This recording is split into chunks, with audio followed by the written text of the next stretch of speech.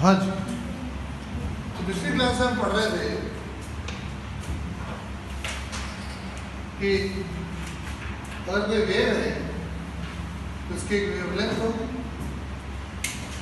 उस वेव की एक फ्रीक्वेंसी हो और उसकी एक स्पीड हो, इसके साथ वो प्रोपगेट कर रही, मूव कर रही है, और उन तीनों में ये रिलेशन होता है, होना चाहिए। राइट? फिर उसके बाद हम आगे बढ़े कि energy is exchange in very small packets, और एक पैकेट की एनर्जी इस फॉर्मूले से पता चलती है। इस फॉर्मूले में E क्या है, H क्या है, G क्या है वो पता है, लेकिन ये फॉर्मूला कैसे आया, that is none of our concern. ठीक है, इसका डेरिवेशन और कोई और एडवांस चीज़ है, आपसे कोई नहीं पूछ सकता। फिर हमने देखा कि हाँ वाकई एक पैकेट में जो एनर्जी है बहुत छोटी सी एनर्जी है। फिर calculation of the radio wave, हमने फ्रीक्वेंसी की वैल्यू ये ली 94.3 into megahertz, and we found that the energy is coming out to be 10 to the minus 26 or minus 27 joules, which is a very small amount of energy. Now, इसी फॉर्मूले को हम using this फॉर्मूले ऐसे लिख सकते हैं, हाँ बिल्कुल लिख सकते हैं। तो ऐसा करते हैं, let's take a red coloured photon, इसकी वेवलेंथ होती है 750 नैनोमीटर, सी की स्पीड है 3 into 10 to the power 8 metre per second, H की वैल्यू पता ही है 6.6 into 10 to the minus 34 joule into second. So let's try and calculate energy carried by one red colored packet or photon by using this formula. ठीक है, वो energy इससे ज़्यादा आएगी पहले वाले से, you will find that still the energy is a very small amount of energy। देखिए क्या वैल्यू जाएगी, मैं अपन साथ में ही कर लेते हैं। 6.6 into 10 to the minus 34 into 3 into 10 to the power 8 divided by 750।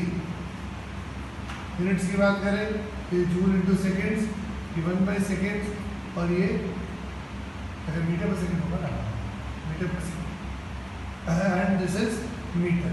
So metre in metre goes, second in second goes. तो अगर एनर्जी जूल में आ रही है तो दैट इज टोटली एक्सेप्टेबल। अब इसे थोड़ा कैलकुलेट करें, आउट करके 6.6 into 3 upon 750 into 10 to the minus 34 plus 8 and plus 9, ये plus 8 and 9 कितना हो गया 70। So roughly you will get something like 10 to the power minus 70. Last time when we were doing this calculation, we were getting something, ये जो radio wave वाली calculation मिलती है ना अपन है, we were getting something in the range of 10 to the minus 28। ये उससे तो बहुत बड़ा है, उससे बहुत बड़ा है, लेकिन यूँ देखो तो 10 to the minus 17 joule is a very small amount of energy। तो energy is always exchanged in very small packets। वो पैकेट्स रिलेटिवली लार्जर या स्मॉलर हो सकते हैं, बट अगर हम हमारे पॉइंट ऑफ व्यू से देखें तो वो एसेंशियली बहुत स्मॉल ही है। Yes sir no? तो मैं इसी तरह से बहुत सारे सवाल दे सकता हूँ कि नहीं ये रेड वाले का मत निकालो, तो ये वायलेट वाले का निकालो, वायलेट वाले का नहीं, येलो वाले का निकालो, तो they will give you the wavelength, to put it in the formula and get the answer। ठीक, and we should not be very hopeful that such questions will appear in entrance exam। आए तो हम कर लेंगे, but इतने simple question आते नहीं हैं, तो पहली बार पढ़ रहे हैं तो लग सकता है ये क्या है। when we have done this many times, बार बार इसे यूज करेंगे तो कुछ बचेगा ही नहीं इसके अंदर। ठीक है, तो back to the basics. E is equal to H, E is equal to H। एक ही चीज का फॉर्मूला है, energy is exchanged in very small packets, and the energy in one packet is directly proportional to its frequency। ठीक है,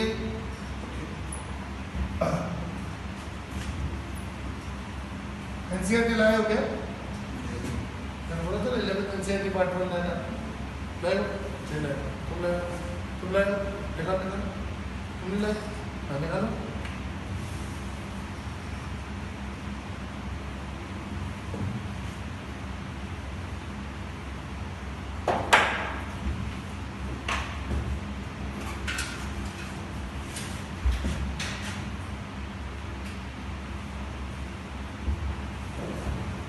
Let's do some questions।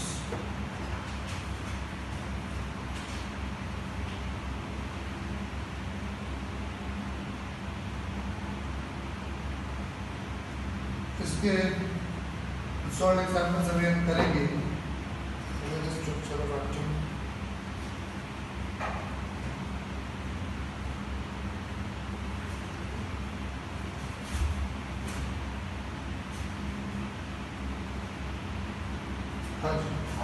try solve example 2.6 अभी के लिए।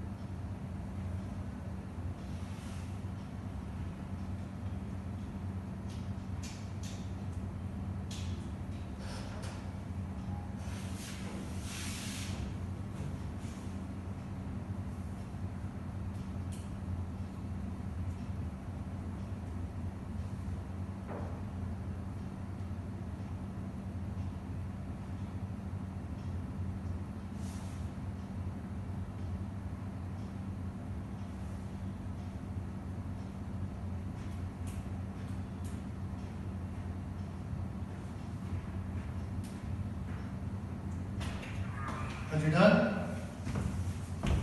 Put out.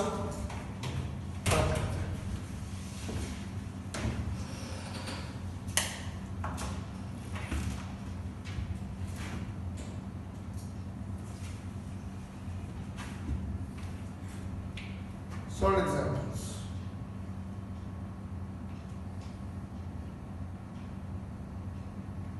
To 2.6 में तो कोई डाउट नहीं आता। एक फोटोन की एनर्जी निकाल दो, उसको मोल से मल्टीप्लाई कर दो, मोल एक नंबर है जिसकी वैल्यू आपको पता है। 2.7 100 watt bulb emits monochromatic light. सबसे पहले यहाँ पे वर्ड पकड़ना है मोनोक्रोमैटिक। मोनो मतलब एक, क्रोम मतलब कलर। तो मोनोक्रोमैटिक का मतलब क्या हो गया? एक कलर, सिंगल कलर। जैसे कि ये व्हाइट लाइट है, दिस इज नॉट मोनोक्रोमैटिक, इसके अंदर 7 रंग है। लेकिन वो जो वो आते हैं ना, खिलौने आते हैं, की रिंग्स, की चेन्स, की रिंग्स आती है, इसमें लेजर लाइट होती है, तो दैट इज वन। वो रूबी कलर का है, रेड कलर का लेजर है, तो एक कलर है उसके अंदर। It's not combination of many colours, it is one colour. Yes, तो वैसा सोर्स है मोनोक्रोमैटिक मतलब एक कलर। ये वर्ड लिखो, monochromatic means a single colour. और यहाँ पे they have been very clear, तो सिंगल कलर जो है उसकी वेवलेंथ 400 नैनोमीटर है। बेसिकली वायलेट है, बेसिकली वायलेट। ठीक है, calculate the number of photons emitted per second by the bulb. अब यहाँ पे बात करें वॉट की। वॉट का मतलब होता है 100 वॉट का मतलब क्या है? 100 जूल पर सेकेंड। मतलब एक सेकेंड में 100 जूल एनर्जी वो खर्च करेगा, लिबरेट। राइट, अब 100 जूल एनर्जी का एक फोटोन तो नहीं दे सकते, ये लो 100 जूल का photon. So that is what they are asking कि 100 जूल अगर एनर्जी उसे देनी है तो उसे कितने सारे फोटॉन्स देने पड़ेंगे? How many photons will carry this much energy? तो हम बोलेंगे कि अगर फोटॉन की वेवलेंथ इतनी है तो 1 photon will carry this much energy. 1 photon will carry this much energy. Let's say n photons will carry 100 joules. Let's say n photons will carry 100 joules. So now we have to solve for n, and we'll get a very big number. Okay, आप h, c और lambda की value substitute कर दें, we'll get the value of n. Got the idea? ठीक है, we've done this, we've done this. Exercises में आते हैं। 6 question कुछ भी नहीं है, it's a Laddu question. 6.2.8. What is the number of photons with a wavelength of 4000 pm that provide 1 joule of energy? It's the same question. It's the same question. But इस बार उन्होंने energy change कर दी. This time they don't want 100 watts. They don't want 100 joule. They just want 1 joule. And they've changed the type of the photon also. पहले था 400 nanometer. Now they've gone for 4000 picometer. Pm is picometer. And pico stands for 10 to the power minus 12. Chapter 1 में table में दे भी रखा है NCERT। ठीक है, so you have to do the same thing, but instead of lambda you have to put 4000 pm, and instead of 100 joule you have to put 1 joule. ठीक है, sir में आ रहा है नहीं आ रहा? आ रहा। अब सुनो, यहीं पे जैसे अगर आप क्वेश्चन नंबर 5 देखिए तो वहाँ पे आपको एक नया वर्ड मिलेगा, wave number. Do you see it? Question 5 में, एक्सरसाइज क्वेश्चन 5 में you'll find a new technical term called wave number. दिख रहा है wave number? दिख रहा है। अब ये wave number का सिंबल है, एक तरह से फ्रीक्वेंसी के ऊपर एक लाइन खींच दी, फ्रीक्वेंसी के ऊपर एक बार बना दिया। दिस इज फ्रीक्वेंसी, उसके ऊपर एक लाइन बना दी, and this is called wave number. चलो ठीक है, तो रट्टा मार लेंगे कि the symbol of wave number is nu bar. This is pronounced as nu bar. ऊपर लाइन किसी ने बार बना दिया, nu bar. But the question is, what is wave number? Wave number क्या होता है? तो इधर देखिए, वैसे तो wave number होता है 1 by wavelength. मैथमेटिकल फॉर्मूला का है 1 by wavelength. But इसे कोई फील नहीं आते। हाँ ठीक है, बात सही है, what is wave number? 1 by wavelength. But बोलते थोड़ा समझाओ, तो समझाने के लिए ऐसे बोलते wave number is wavelength per unit length, wavelength per unit length. Just I'll give you an example. Say wavelength of something is 10 centimeter. ठीक हो सकती है। तो 1 मीटर में, मान लीजिए 1 metre, this is the 1 metre, 10 centimetre, ये 10 सेंटीमीटर होगा। देन एक और वेव 10 सेंटीमीटर, देन एक और 10 सेंटीमीटर। 1 मीटर में कितनी वेवलेंथ आ जाएगी? 10 आ जाएगी। अगर फॉर्मूला लगाता तो भी यही आता, 1/0.1 is 10। तो what is wave number? It is the wavelength per unit length. Length की यूनिट क्या होता है? 1 मीटर। लेंथ की यूनिट तो 1 मीटर ही होता है। तो उसमें कितनी वेवलेंथ आई है? तो अगर एक वेवलेंथ है 0.1 मीटर, तो 1 मीटर में कितनी बार आ जाओगे आप? 10 बार आ जाओगे। अगर वेवलेंथ है 0.05 मीटर, तो 1 मीटर में कितना? 20 टाइम्स आ जाओगे। तो wave number is number of wavelengths in per unit length. हाँ या ना? तो फॉर्मूला तो यही है, इसमें कोई गलती नहीं है। पर वो बोले है क्या? What is wave number? Wave का नंबर क्या होता है? वेव का क्या नंबर होता है? तो वेव का नंबर होता है कि भाई 1 यूनिट लेंथ में कितनी बार वो वेव आ गई, तो उसको लोगों ने वेव नंबर बोल दिया। कोई कंसेप्चुअली कोई बहुत बड़ी चीज नहीं है, बट फिर भी हमें सीखना है तो ढंग से ही सीख लें। तो एक नया technical term wave number. What's the symbol? Nu bar. What's the formula? 1/λ। क्योंकि थोड़ा अंडरस्टैंडिंग के लिए तो आप ऐसे देखिए कि अगर वेव लेंथ है 10 सेंटीमीटर, तो 1 मीटर में 10 बार आ जाएगा। 1 मीटर में कितनी बार वो वेव रिपीट होती है, तो वही वेव नंबर है। The number of wave lengths in 1 unit length. The number of wave lengths in 1 unit length. हाँ, समझ में आता? नोट कर।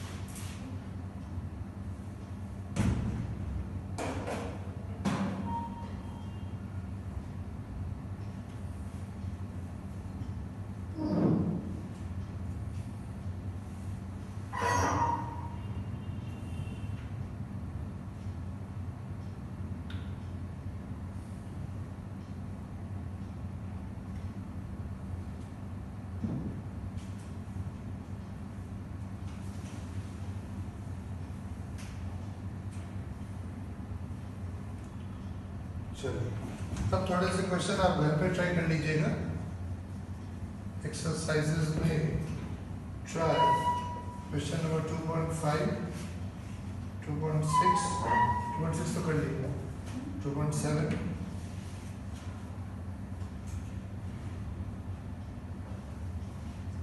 2.11,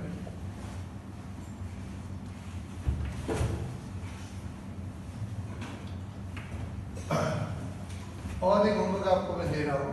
चैप्टर 1 अपन ने मोलारिटी कुछ पढ़ तो लिया, तो उसमें उस चैप्टर में एनसीईआरटी में जितने भी सॉल्ट एग्जाम्पल्स दिए हैं, बट एनसीईआरटी सॉल्ट एग्जाम्पल अच्छे नहीं है, लीव इट। एनसीईआरटी की किताब आती है एग्जाम्पलर, पता है आपको? तो उसका फ्री डाउनलोड आपको मिल जाएगा। उसके चैप्टर 1 के सारे क्वेश्चन ट्राई कर लीजिए, and they are good question. मतलब वो जेईई मेंस के और नीट के लेवल के आराम से हैं, ठीक है? एनसीईआरटी किताब तो चलो कुछ क्वेश्चन गलत भी हो जाते हैं, उस लेवल के नहीं है, but exemplar is design for that purpose. तो सारे क्वेश्चन आप चैप्टर 1 के ट्राई करें और उसके डाउन पूछें, तब आपको नया फंडा सीखा।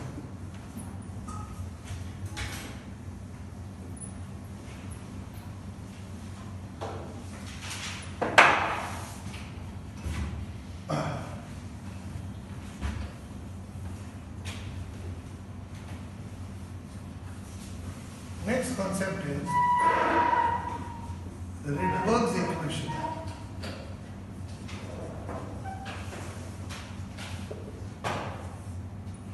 क्या है Rydberg's equation? 1/λ, which I can say wave number also, is equals to RH z squared into 1 by n1 squared minus 1 by n2 squared. ये बना रखा है, मैंने बढ़ाया था। This is called the Rydberg's equation. अब ये लैम्डा चलो फिर समझ में आता है, वेवलेंथ हो गई। RH is called the Rydberg's constant. Rydberg's constant, जिसकी वैल्यू है, जो जेई एडवांस में तो दे देते हैं, बट आपने 12th के फिजिक्स में ये पूछा जाएगा तो नहीं देंगे वैल्यू को, 12th फिजिक्स में पूछते हैं वापस, और जेई मेंस और नीट में भी नहीं देंगे। तो हम आज ही रख ले, it is 109677, the unit is 1 by centimeter. What is Z?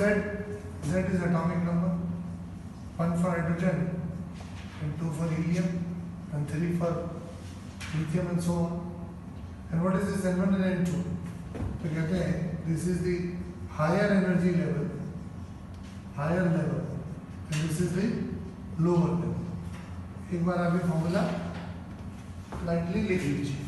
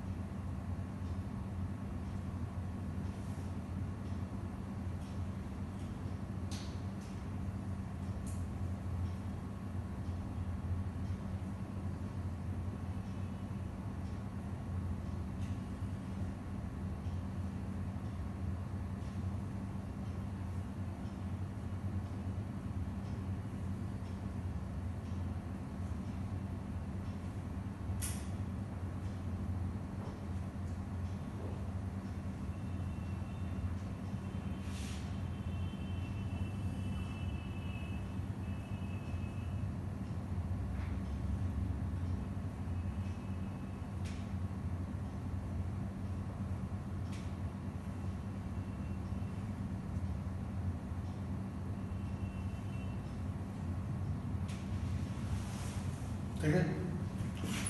अब ये किस चीज का फॉर्मूला है, रिडबर्ग्स इक्वेशन कहाँ पे एप्लीकेबल है, वो बात करते हैं। आपने 9th-10th में के एल एम एन ऐसे कुछ शेल्स सुने होंगे, याद आ रहा है? इलेक्ट्रॉन्स के शेल्स होते हैं, K shell, L shell, M shell, shells. तो अगर इलेक्ट्रॉन एक शेल से दूसरे शेल में जाए, दूसरे शेल से दूसरे लेवल से किसी तीसरे लेवल पे जाए, तो उसे एनर्जी लेनी या देनी पड़ेगी, राइट? अब जो वो एनर्जी लेगा या देगा, तो that energy will be exchange in the form of a photon. तो ये उस फोटोन की वेवलेंथ को उन शेल्स के नंबर से, कि तुम कौन से शेल से कौन से शेल पे जा रहे हो, अकॉर्डिंगली तुम कौन सा फोटोन लोगे, कैसा फोटोन तुम दोगे। तो it is trying to correlate those things. वापस ये फॉर्मूला रखा,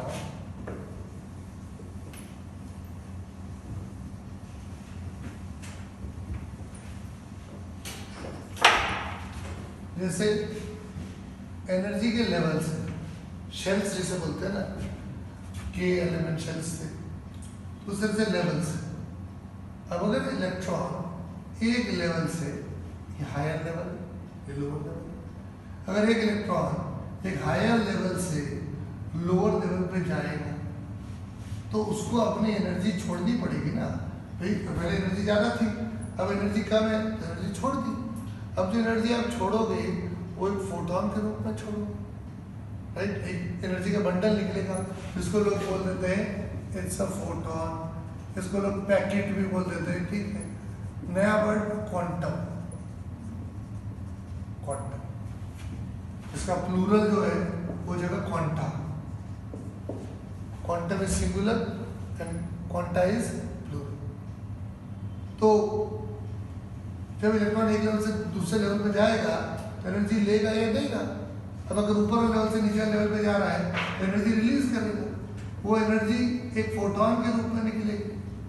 तो उस फोटोन की एक वेवलेंथ होगी, तो उसकी वेवलेंथ को इस नीचे वाले शेल के नंबर से और ऊपर वाले शेल के नंबर से कोरिलेट करने वाला फॉर्मूला है कि when an electron falls down from N2 level to N1 level, it releases a photon, and that photon will have a wavelength lambda, and that lambda and N1 and N2 are related by that formula which is called the Rydberg's equation.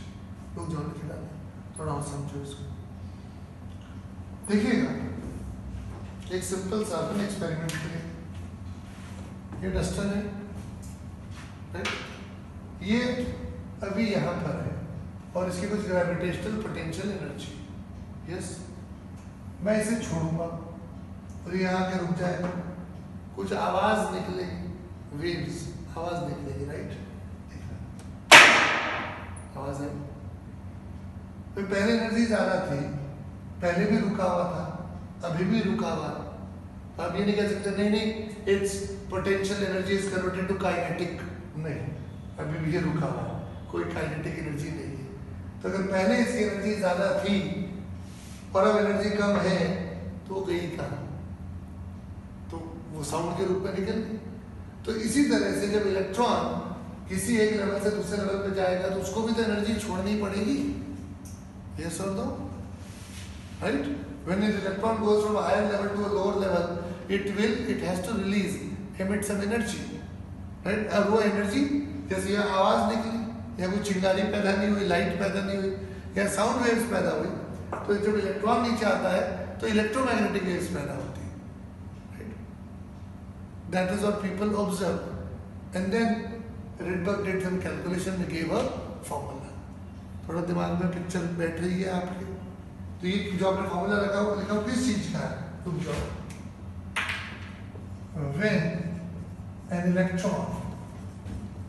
when an electron drops from an higher level into to a lower level which is N1, the electron emits a photon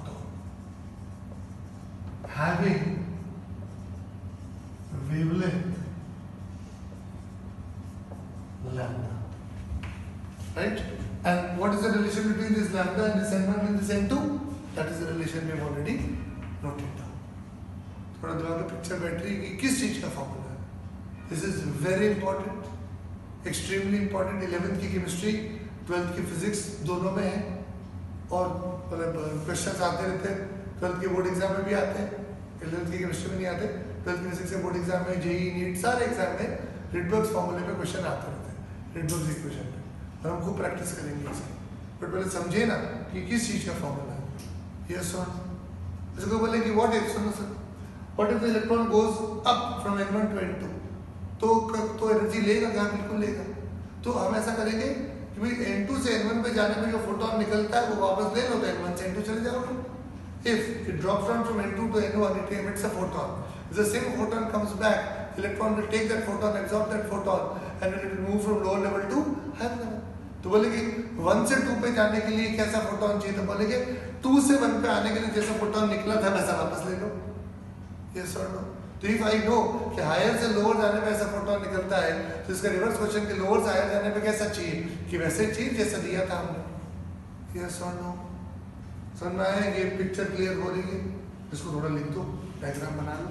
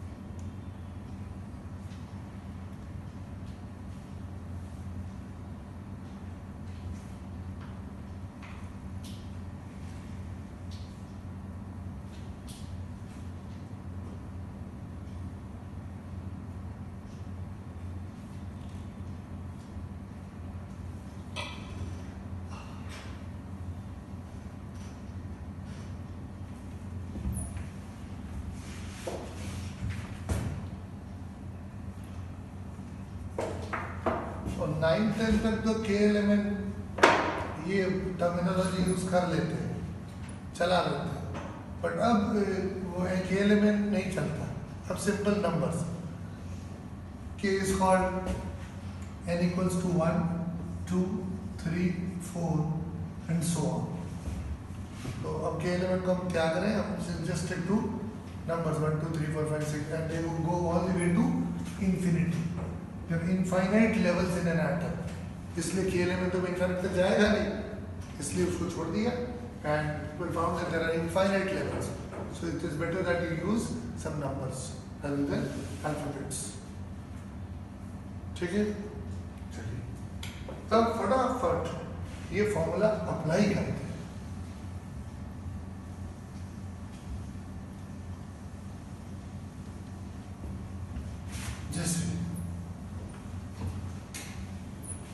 Let's take the case of the lightest atom, hydrogen, and for hydrogen Z is equals to 1 and ये क्या हो जाएगा 1 by lambda is RH Z square 1 हो जाएगा ये 1 by n square minus 1 by n2 square. Now let's apply this formula for hydrogen if electron comes down from level 2 to level 1. मुझे तो directly फॉर्मूले में वैल्यूज रखनी, रुको रुको मैं रखता हूँ। What do you get? 1 by lambda is RH 1 squared 1 by 1 squared minus 1 by 2 squared.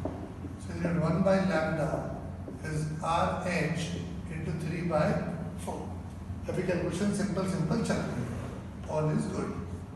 So lambda becomes 4 by 3 times of RH. ठीक है। Now the moment you put the value of RH here, you put 109,677 1 by centimeter.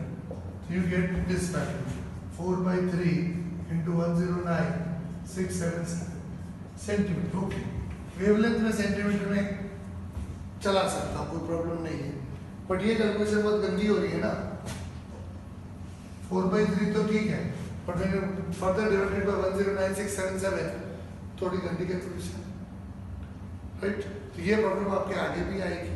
तो जब बार आप ये calculation करोगे तो आप देखोगे 1 by RH is practically 911 angstrom. You understand angstrom? 8 to the power उसका से गोला लिखते हैं उसको बोलते हैं angstrom, ठीक है? And angstrom stands for, if you don't know the value, is 10 to the power minus 10 meter. 1 angstrom is 10 to the minus 10 meter. So 1 by RH is 911 angstrom. या आप इसको कहीं पे लिख लें 91.1 नैनोमीटर, ताकि अगर ऐसे भी जाए तो आप फट से बच जाओ, वरना सॉल्व करोगे और टाइम वेस्ट कर दोगे, एरर भी हो सकती है। ठीक है, अगर ये वैल्यू ये बात आपको पता है तो फिर आप ऐसा करें, यहाँ पर सीधा ऐसा 4 by 3 into 91.1 नैनोमीटर, या एक्स्ट्रा में भी ले सकते हैं, and this becomes 121.1 nanometer. So this is a far more simpler calculation than doing this thing. Yes or no? चलेगा? अच्छा, ये हमारा टारगेट था कि हमको वेवलेंथ निकालनी है और वेवलेंथ नैनोमीटर में चलती हुई प्रॉब्लम नहीं है। ठीक है, तो ये तो मैंने कर दिया और इसमें जो प्रैक्टिकल प्रॉब्लम आएगी उसका मैंने सोल्यूशन बता दिया। So right now what you have to do is, मैंने हाइड्रोजन के लिए 2,7 वाला काम किया, हाइड्रोजन के लिए अब आप 2,7 तो मैंने कर दिया, बट कोई बात नहीं, उसको यहाँ लिखते हैं 121.1 नैनोमीटर। हाइड्रोजन में 3 से 2 अगर होगा, थर्ड लेवल से सेकंड लेवल पे आएगा तो ये फॉर्मूला लगा के देखिए, एंड देन फोर्थ लेवल से थर्ड लेवल पे आएगा तो जो फोटोन निकलेगा उनकी वेवलेंथ कितना नैनोमीटर है, जरा मुझे बताइए।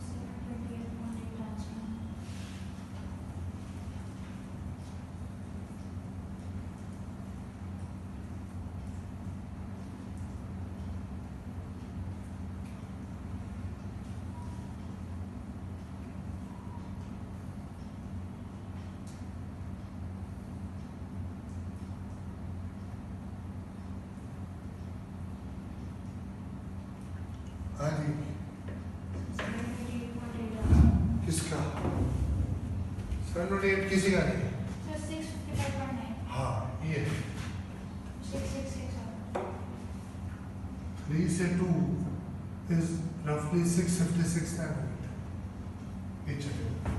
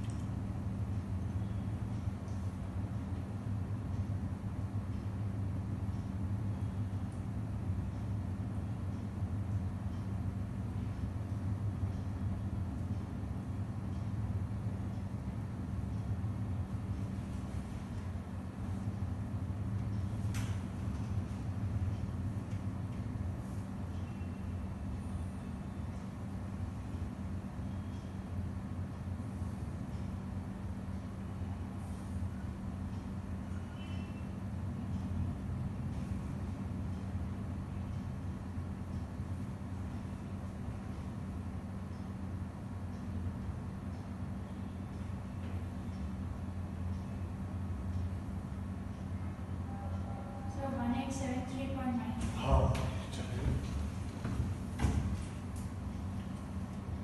ये ऑलमोस्ट 1872 1873 नैनोमीटर आएगा।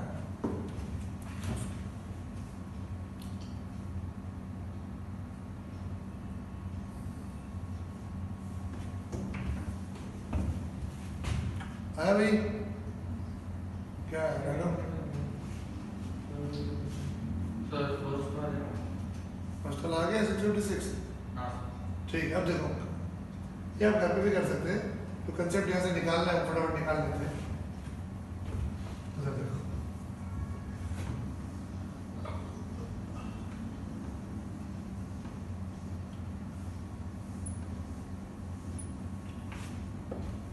ये सारे फोटॉन्स अलग अलग तरह के हैं।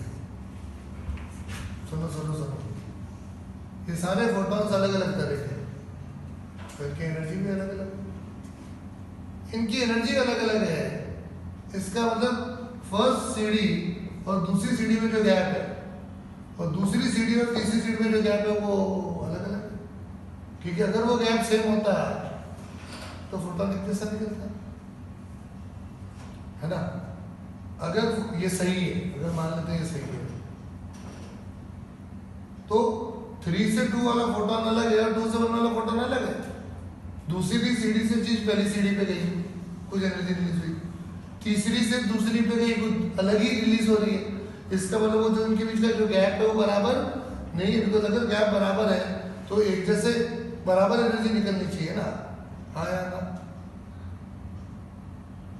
जैसे भी आप सीढ़ियां उतर के नीचे जाएंगे, अगर आप एक टेनिस की बॉल लें, एक टेनिस की बॉल लें, आप कोई भी रैंडम 2 सीढ़ी ले लें, एक सीढ़ी से रोल करो दूसरी पे, तो एक आवाज आएगी। अब वो 8वीं सीढ़ी से 7वीं पे जाए या तीसरी से दूसरी पे जाए, हमारे घर की सीढ़ियों की तो साइज सेम ही है, यस और नो? तो आवाज एक जैसी आनी चाहिए, आती भी। लेकिन ये यहाँ पे क्या हो रहा है, 4 से 3 अलग फोटोन है, 3 से 2 अलग फोटोन है, 2 से 1 और अलग फोटोन है। तो what are these different values indicating? They're indicating that the energy gap between successive energy levels is not the same. If the energy gap is same, तो फिर फोटोन एक जैसा निकलना चाहिए, yes or no? हाँ या ना? ये कंक्लूजन ड्रॉ कर सकते हैं कि नहीं कर सकते? अगर सब एक जैसा निकलते हैं तो 4 से 3, 3 से 2, 2 से 1 सब एक जैसा है, मतलब इनके पीछे गैप बराबर है, बट सब अलग अलग है, मतलब गैप भी अलग अलग है, yes or no? तो I can say कि देखिए energy level of the first level minus energy of the second level is not equal to energy second level minus energy of the third level. which is further not equal to E3 minus E4. ये सब अलग अलग है, क्योंकि अगर ये बराबर होते कि जितना 1 और 2 में गैप होता है 2 और 3 में होते हैं 3 और 4 में, अगर ऐसा होता तो एक जैसा फोटोन निकलता है आपका, हर बार अलग अलग फोटोन निकल रहा है, मतलब 1 और 2 का गैप 2 और 3 से अलग है, 2 और 3 गैप 3 और 4 से अलग है. Do you agree this? Do you agree with this point? इसको लिख देना चाहिए. ये वैल्यूज भी आप नोट कर ले, कैलकुलेशन आप घर पे भी कर सकते हैं और आप अगली क्लास में आप करेंगे, बट यहाँ से कंक्लूजन ड्रॉ करना बहुत जरूरी है कि these different values indicate that E1 minus E2 is different from E2 minus E3, which is again different from E3 minus E4.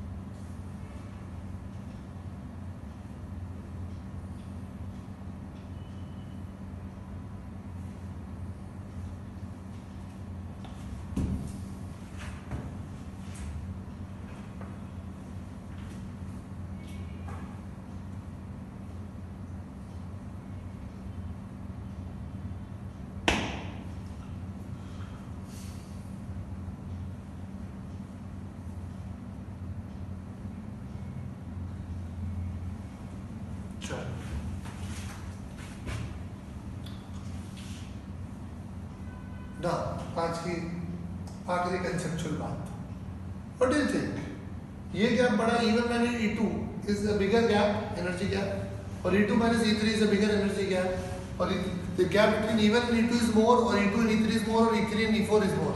Which gap is the largest? E3 and E4. E3 E3 E4? E3 E4? Absolutely wrong. E1 E2. Wavelength अगर सबसे कम है तो energy इसकी सबसे ज्यादा. Yes और no? अगर ये जो फोटोन निकल रहा है इसकी वेवलेंथ सबसे कम है तो इसकी एनर्जी सबसे ज्यादा है. यस और no? This photon carries the maximum amount of energy. This photon has got lesser energy. This photon has got yet lesser energy. तो अगर इस फोटोन की एनर्जी कम है मतलब ये गैप भी तो कम था. यस और नो? इसका मतलब कंक्लूजन क्या है, नीचे वाली सीडी बड़ी होती, 1 और 2 ये गैप बड़ा है, 2 और 3 गैप छोटा होगा, 3 4 गैप और छोटा होगा, 4 और 5 का गैप और छोटा होगा. यस और नो? तो firstly the gaps are different, और जितनी नीचे वाली सीडी होगी उतनी बड़ी सीडी होगी वो. यस